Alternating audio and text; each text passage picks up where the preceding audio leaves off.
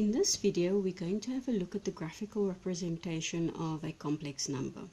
And we call this diagram an Argand diagram.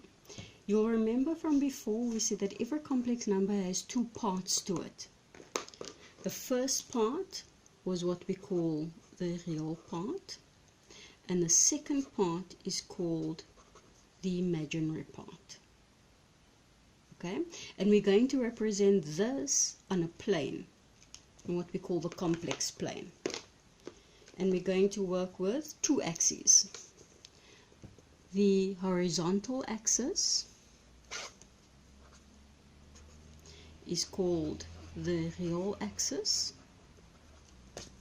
and your vertical axis here is called your imaginary axis. Okay, let's just put some numbers in here.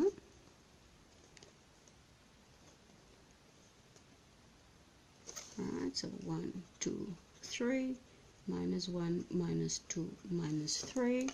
And let's do the vertical as well. Let's just put in 1, 2, 1, 2. Okay, minus 1, minus 2, minus 1, minus 2. Oh, sorry, that must be plus. My mistake. Okay, so if we look at your complex number, we said real part is 2, and in this case, imaginary part is 3. Right? So on the real axis, we choose the 2 value. Okay, the real axis there would be 2. On the imaginary axis would be 3. Let me just add in another one here. Would be 3. Right? And if we join these two together, here, this would be, let's use a different color.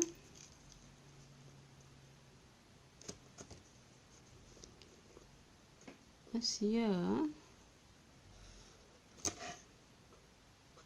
that would be the graphical representation of your complex number Z.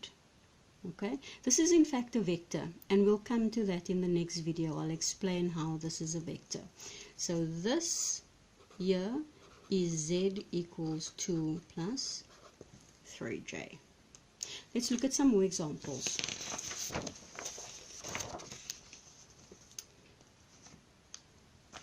We have a complex number. Your real part is minus 2, and your imaginary part is 1. Right?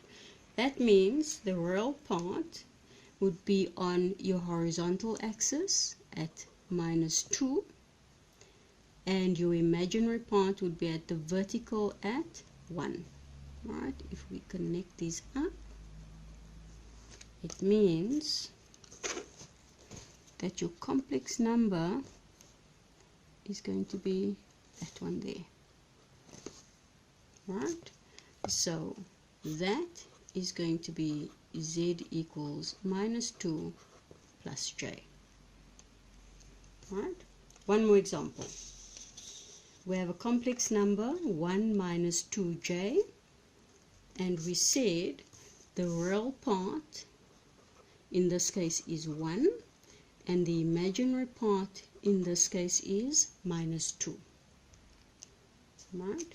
So your real part, it's going to be 1, and then all the way down here to minus 2, which means your complex number is going to be in your 4th quadrant, like that. Right? So that is going to be Z equals 1 minus 2J. Okay, and all of these that we've drawn now are what we call Argand diagrams. I just want to make a little note on notation. You'll see here in number 3, well, in all of them, we broke up your complex number with the real part and the imaginary part. And the way you would describe this is to say that real of Z is 1 and imaginary of z is going to be minus 2. Okay, if we go back to number 2, you can write it out in the same way. Instead of doing little diagrams on your complex number, you can say real of z in this case is minus 2 and imaginary of z is going to be 1. Right, and the same thing for the first exercise. Our first exercise, we had the real part of z is 2 and the imaginary part of z is 3. Why don't you have a try?